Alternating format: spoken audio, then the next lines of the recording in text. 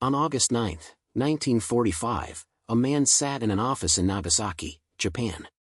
He was telling his supervisor a story. 3 days ago, he had been standing less than a mile and a half from the first atomic bomb ever dropped on a human city. He survived it. He came home. And now, while he was still mid-sentence, the second atomic bomb dropped directly on top of the city he was sitting in. He survived that one too. This is the true story of Tsutomu Yamaguchi, the only person on Earth ever officially recognized as a survivor of both atomic bombs. And it all started with a forgotten stamp. August 6, 1945. Hiroshima, Japan. Yamaguchi was 29 years old, an engineer at Mitsubishi, wrapping up a 3-month business trip designing oil tankers. His bags were packed. His train ticket to Nagasaki was in his pocket. His wife and infant son were waiting at home. He was 30 seconds from leaving when he realized he'd forgotten his ID stamp at the office. He turned around. That single decision, 30 extra seconds in the wrong direction, put him on the street at exactly the wrong moment. He looked up and saw a B-29 bomber drop something attached to 2 parachutes. He had air raid training.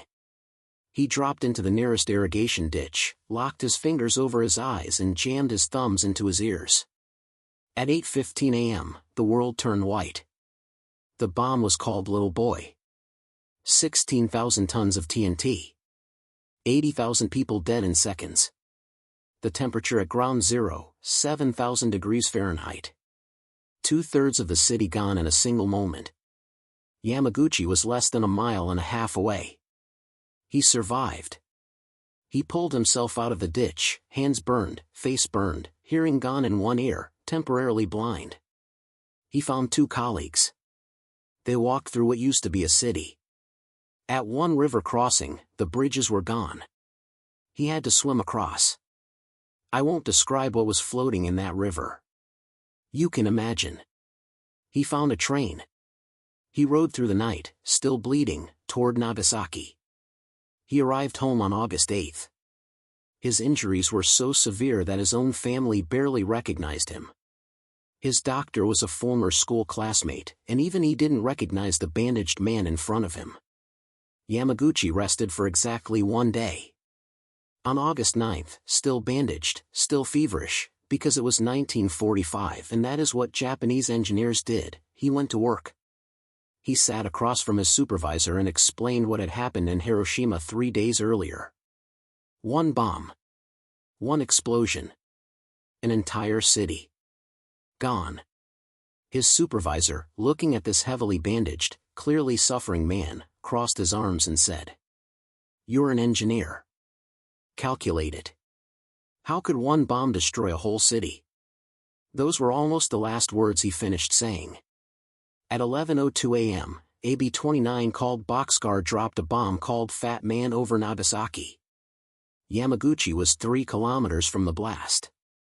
He said later, and this line will stay with you, suddenly, the same white light filled the room. I thought the mushroom cloud had followed me from Hiroshima. The windows blew inward. The building shook. Yamaguchi hit the floor. He survived again.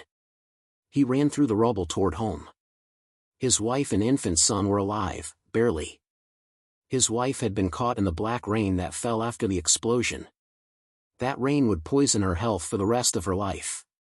In the weeks that followed, Yamaguchi lost his hair. He ran a fever for over a week.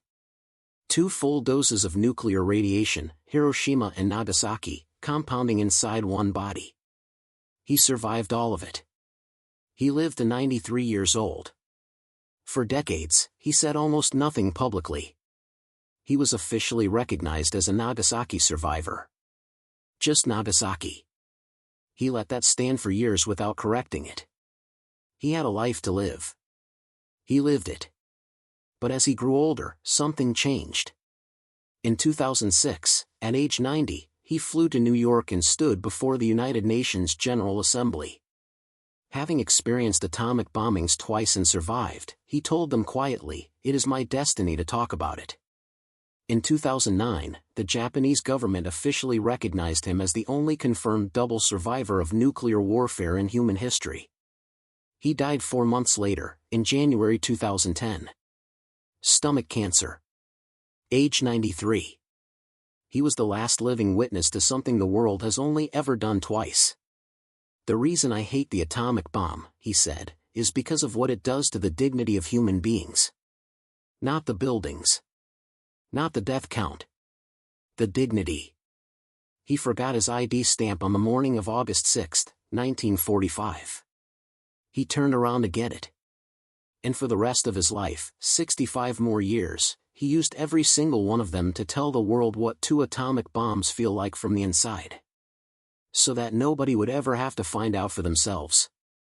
If this story stayed with you, and I think it will, hit the like button right now. It takes 1 second and it helps more people find stories like this one. Subscribe if you're new. We tell 1 story per week. True history. No textbook version. And drop a comment. I want to know, do you think the world has actually learned anything from what happened to Yamaguchi? Or are we just hoping we got lucky? I'll be reading every single reply.